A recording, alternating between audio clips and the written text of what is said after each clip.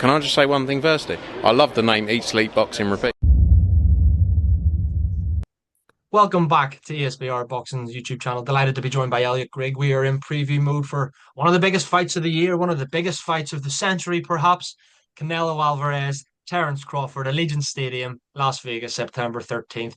All the marbles at super middleweight on the line here. And yeah, an absolute cracker and a barnstormer. I'm really looking forward to this one.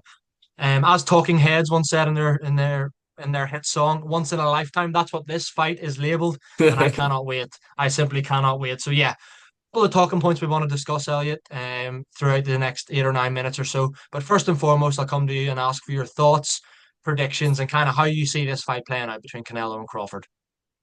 Thank you very much for eloquent introduction and musical reference as well for the guys out there, crossover audience. I think we've got this is a delicious fight, isn't it? It's a delicious fight in many different ways. You've got two guys that have obviously been at the top of the sport. I think one in Canelo, who I don't think it's kind of rude to say is on the decline, possibly more so than I think Crawford is. But you've got obviously the difference in weight here. Crawford coming up, naturally smaller guy. How's he going to respond? Never fought at this weight before. How's he going to actually fight at this weight? How's he going to carry the weight? All these sort of things. Not even a tune-up fight to come into this one. So all those sort of things are playing kind of in the back of my mind. I think it's almost like it is like a sort of fantasy fight, isn't it? Almost in a way, you've got like obviously, Turkey where has been like, I want to see this happen, I want to make it happen, and it is happening. A fight that you probably wouldn't expect necessarily to see. Obviously, you had Amir Khan jump up in weights to fight, Canelo. We had obviously Kell Brook jumped up in weights, didn't need to fight Triple G, but to see someone of Crawford's kind of reputation and legacy doing it, where there's quite a bit of risk involved, I'm surprised to see that. But I think my prediction on this one actually is going to be, I don't know what your prediction is on this one. So I don't know if we're going to be aligned or different, but I've got a genuine feeling that Crawford's going to win this on points. I really do. I just think I'm struggling to kind of see how the fight plays out style wise, because obviously we've seen Canelo before when he's been in with like guys, bigger guys. We've seen him obviously up at Cruiser, even when he fought like Triple G, essentially being sort of counter punching. They've been very sort of slick on the sort of ropes, counter punching, moving. We saw him struggle last time out when he fought Williams to like sort of cut the ring off. It looked like his kind of legs weren't necessarily as they were previously. So I'm wondering, like, is Canelo going to force the action, or is he going to have the sort of the action forced on him by Crawford? I think Crawford's movement will be better than Canelo's, so I'd actually see him kind of landing on Canelo maybe a bit more than Canelo would land on Crawford, and hence for that reason, I'm actually going to go with Terence Crawford on points. All judging being equal, all things being fair, I think we could genuinely see a Terence Crawford points. The only thing that kind of makes me wonder about that is, obviously, you've got Canelo Alvarez on that sort of 3 fight deal, 4 fight deal, and you're going, if he loses to Terence Crawford, where does he kind of go from here? How do we match him from here? Is there a rematch? How do you kind of match him essentially? Whereas with Crawford, you think hasn't necessarily got the same kind of security in that respect of the contract. So, but I do think I am actually going to lean, like I said, all judging being equal, Terence Crawford on points in a close fight, a sort of 7-5 pointer, something like that, not like wide. So yeah, Crawford points for me. What about yourself? Yeah, very interesting. Made some really detailed analysis there. I think I enjoyed you speaking and waxing lyrical about that, to be honest. I think, yeah, I mean, it's difficult to call, isn't it? I mean, like, it's one of them where you got to take your hat off to Terence Crawford here because, I mean, we'll come on to it maybe in a little bit, but he's like, he fought at lightweight, at super lightweight. It's probably around a natural super lightweight welterweight. Yes, his last fight when he beat Madrimov was up at 154, but like he's not even a light middleweight. That's not his weight. He's not jumping another stone up. Like, daring to be great. Fair play to him. I mean, you know what? I don't know whether like I didn't know your prediction before this video, but I'm in agreement with you. There's something telling me that Terence Crawford's winning this fight, and yeah, I'm going to edge towards points as well, just because I think one thing Canelo does have is a great chin. Um, in saying that, Terence Crawford is one of the best finishers in boxing. Full stop. Like when he gets his man hurt, yeah, he's not seeing the final bell. More often than not, he's an absolutely incredible finisher. And like that fight, that Errol Spence one was just ridiculous. Looking back on that, and plenty more as well, like the Sean Porter one when we all saw that video where he was told in the corner that he was down on the cards, and he was like, "What?" And he just went out, battered him, and stopped him. Like he's incredible, Terence Crawford, such a good finisher, but like up at 168 pounds, I think the power might still translate up there, but he went the distance with Madrimov. I don't think he's not gung ho and in love with his power either, Crawford. So I do see this going the full 36 minutes. Going to be so close, isn't it? It wouldn't surprise me if we, you know what? It wouldn't surprise me if we saw the draw. I'd say we might get a few guys back in the draw here, but I am edging towards Crawford as well. Let's say it's a 7-5, something like you agreed, or even a 6-5 and one draw. Who knows, mate? It's going to be so close. But I am going for Bug Crawford too, which is yeah. So we're aligned on our predictions for this super fight. Following on from that, you and I are both predicting Crawford to win this. We've obviously got the likes of Inoue, Usyk, a few others in the pound for pound list. They're probably the main two, along with Terence Crawford. Would you be putting Terence Crawford at number one if he is to beat Canelo, or do you still have an Usyk for what he's done, or do you think Inoue is the number one? How do you see that one going?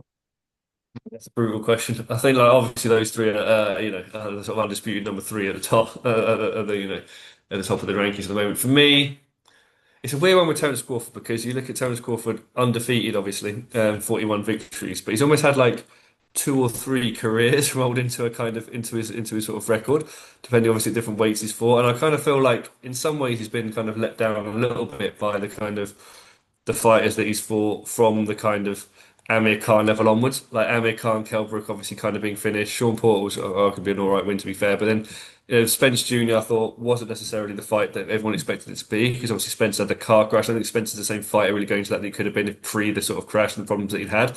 So for me, I feel like it's hard to give Crawford that almost that respect over someone like Usyk. So I'd probably still have Usyk to be honest with you at number one.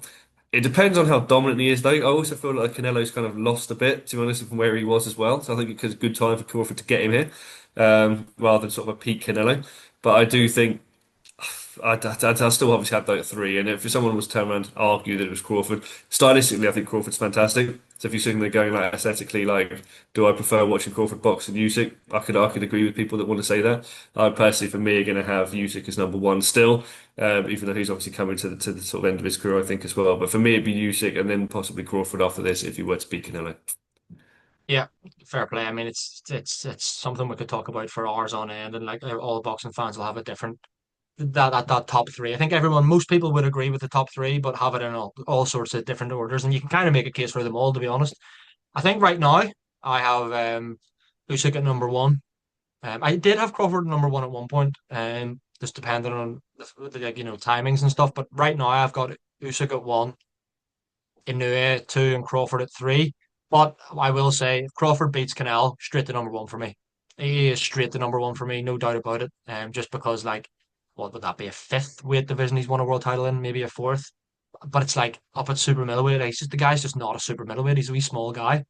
Like sorry, he's not small. He's the same height as Canelo, but like he's not thick or heavily Mm. set at all. Like he's quite a skinny guy. Um, so he's just not a super middleweight. So if he's to become the undisputed champion at super middleweight and beat one of the most dominant fighters in boxing history, certainly of the 21st century, he's going straight to my number one pound for pound list, to be honest. But yeah, just to round off things, mate, you and I are predicting a defeat here for the great Mexican. If he is to Mhm. lose to Crawford here, who, as I said, is a kind of a natural, maybe 140, 147, you can maybe push him up to 154. Like that's his kind of natural weight that he's been fighting at his whole career. Do you think that if he goes up to 168 here and beats Canelo, does that damage Canelo's legacy for you? Lovely question. That's a delicious question, that is. I think, again, we haven't spoken about this off camera, so I'm not sure what you're going to say. But for me, it does actually. For me, it does damage his legacy. It almost goes back to that playground thing where you're like, you cannot be beaten by a smaller man or a man several years below you at school. And it's almost like it kind of comes into that. For me, it really does. Because I think, you look at Canelo, he's fought obviously up at Cruz. This is his weight. His weight class has unified the division. Seeing someone leap in who's not fought at this weight before. Yeah, all right, granted, you look at Crawford and going, yeah, he's possibly an all-time great or be seen as like definitely a sort of modern great. But to move up that amount of weight classes, where people have said, I mean, it's a cliche, but people have used it. Elliot Stott used it on the Big Fight Breakdown. Loves a cliche, that guy, but he was saying, their weights classes exist for a reason, and I think like people often say that, but if you see someone come up and leap up too, not necessarily like I said, not having experienced that weight necessarily, we don't know how he's going to hold the weight, and then if he goes there and outpoints you in a weight, but you are, the undisputed champion. I think it does damage his legacy, yeah, but equally, I think it'd be harsh possibly to say that because it'd almost be like again with Canelo, a long career. Like it's like if Usyk lost, to someone like younger, fresher, like an Atalma now. If he lost to like Moses Atalma, you go, oh, that's almost like the final full stop on his career. It would like almost shade everything else. I think that would also happen with Canelo here. You have to look at it, and go the champions he's fought, the respect he kind of deserves. it would just shade it. It would shade it wrong. People will always remember this kind of, the loss of sort of Crawford. So for me, it would damage his legacy within boxing and also outside of boxing. I think the casual audience would be a bit like, what the hell's going on here? The guy sort of leapt up. Crawford's not got the popularity of Alvarez, not got the sort of profile of Alvarez. So I think it would kind of be a bigger shock reverberating outside of boxing than it would be in boxing. But I do think it would damage his legacy in both ways. Yeah, how about yourself? Yeah, it's one of them where I think maybe it's maybe a difficult question the answer, to be honest, because I think when all's said and done, even if he was to lose, like Canelo's legacy is assured, but there maybe would be that asterisk of like, oh, do you remember near the end of his career and he lost to that guy who's who is an all-time great as well, but like he's naturally like four weight divisions below him. But then you could also say that Canelo's not a natural super middleweight, couldn't you? 'Cause I know he was really young at the time, but he fought at welterweight, light middle, all this kind of carry on. So you could arguably say that.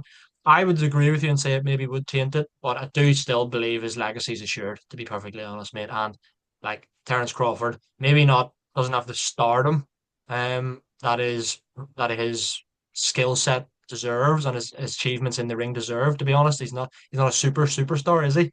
Um but like within boxing we know how great Terence Crawford is. So if he's to beat Canelo, like it's no mean feat for it's no disgrace for Canelo. We just know how good it is. So yeah, it's one of them where you can kind of talk it both ways, can't you really? But no matter what, no matter who wins, no matter how the rest of their careers play out, like I think both of these guys, their legacies assured, to be honest. Like you look at fighters who like Muhammad Ali fought on for far too long, didn't he? At the end of his career, like Roy Jones Jr. fought on for too long. Like they're still legends, and their legacy was assured. Just kind of, you know what I mean? I think you understand what I'm trying to say, but yeah, maybe some little asterisks, a wee small mini asterisk beside it if he was to get defeated by Terence Crawford. But we shall see. September 13th. Guys, let us know in the comments your thoughts. And as I said at the top, please subscribe to the YouTube channel if you're not doing so already. All of your boxing needs up and under one roof. Literally everything you can think of coming your way in the boxing world on a more or less daily basis. So please do check out the channel, like the video, and as I said, let us know in the comments what you believe is going to happen in this fight, whether you agree with Elliot and I or whether you see something else happening. Thanks very much for joining me. As always, Elliot, I enjoyed that preview and I'll speak to you again very soon.